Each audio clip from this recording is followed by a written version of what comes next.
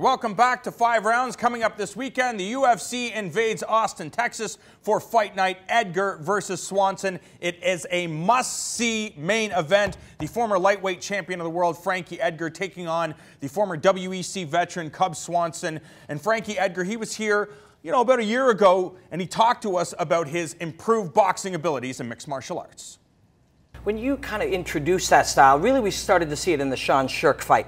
And you were able to really enter quick, land 2 or 3 punches and exit without getting hit. And guys seemed really kind of stunned by that. You were bringing something from the world of boxing and that footwork into the game. You're seeing more guys do it now, but how did you start introducing it? Was it a specific coach or a style you developed? It was definitely the Shirk fight that really forced me to do so. I knew that takedowns weren't going to come so easy on Shirk, so that's something we really tried to develop. It's a fascinating thing when you look back at somebody's history and you see that the different fights and different moments in time had them evolve as an athlete. So I wanted to look at really what changed in Frankie's game from the Shirk fight onwards, and that is the breakdown this week. Man, this one was fascinating. I'm going to need my glasses. I was told there would be no math.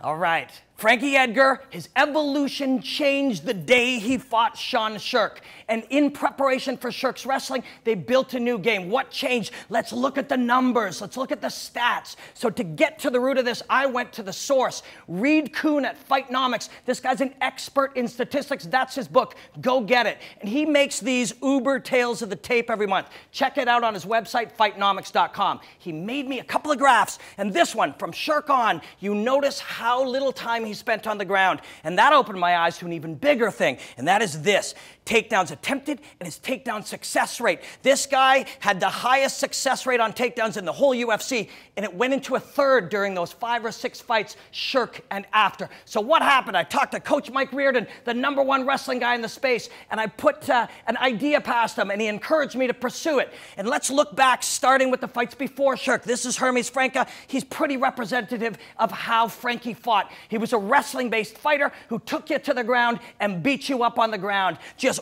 grinded you down. It was an ornery style, and this is pretty indicative of his fights. Way less standing strikes than ground strikes, and tons of takedowns. Almost every single one, the best takedown guy in the game. That's who he was pre-Shirk. You take a look, he had so many different ways to take you down. Inside trips and outside trips and doubles and singles. This guy is an expert, and then when he got you down, he beat you up on the ground. That was the Frankie Edgar way. It was the way through all of his fights until this man right here. Sean Shirk was such a good wrestler. He changed his game with his coaches. Mark Henry got him ready to strike, and he looked phenomenal. Great counter striking, great timing, slip and counters, good movement, great combinations. He became a brand new fighter, and when you look at it, all the standing strikes, and most of them significant. But what is going on right here? 1 of 7 takedowns. Did he suddenly become a terrible wrestler? We got to get to the truth, because this is not indicative of the truth right here. Why did he not get these takedowns? Well, you look at takedowns,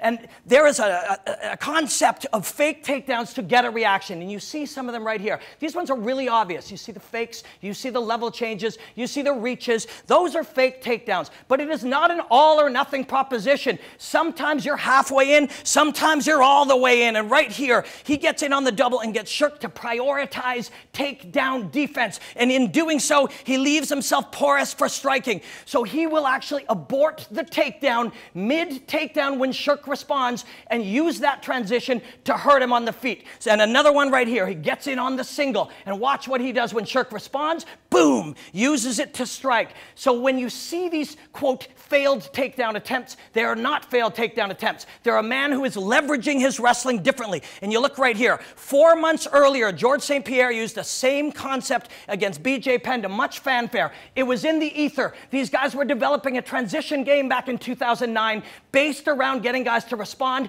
and then hitting them. And he carried it on against BJ Penn. The same thing, evolved striking, outstanding work on the feet.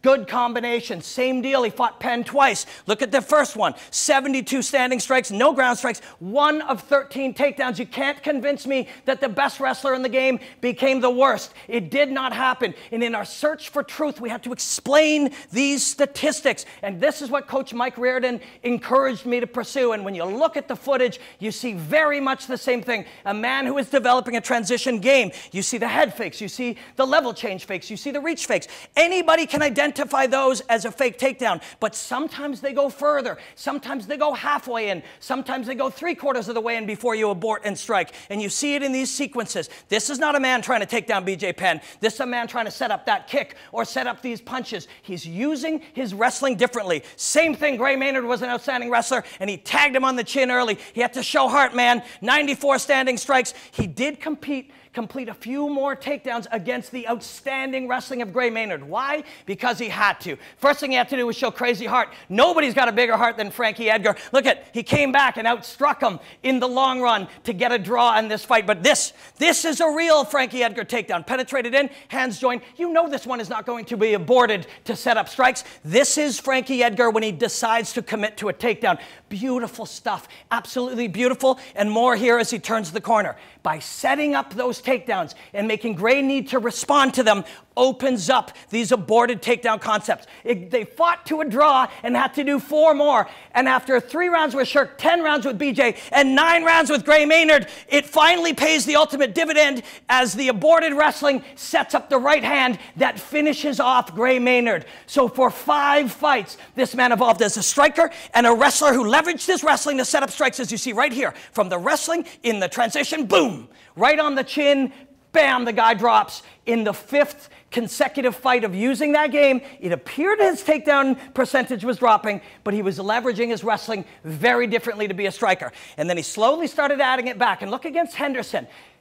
Same kind of deal, lots more striking, a little more ground striking, but he got a few more takedowns because he committed a few. And also Henderson had studied those 5 fights and learned not to overreact. So those fakes help set up takedowns in the future. Watch. Henderson tries not to react. Frankie turns the corner and gets the takedown easier because Henderson doesn't want to fall victim like Gray Maynard did. So he's able to get those while still using the fake takedowns to set up striking. And at featherweight, the man has pulled it all together. Against Oliveira, he showed the striking that he has evolved. The beautiful movement in striking. 95 strikes, put back some ground strikes, and is getting about half his takedowns when he wants to. He completes the takedowns, but he is still using the threat of the takedown to open up a transition for striking like you see right here. Strikes, threatens, the takedown comes out, boom, almost the same punch that took out Maynard. It's an aspect of this man's game that combines his wrestling and striking better than almost anyone. And when he commits to a takedown, baby, you going down. You're going to get slammed through the mat. And you can tell the difference,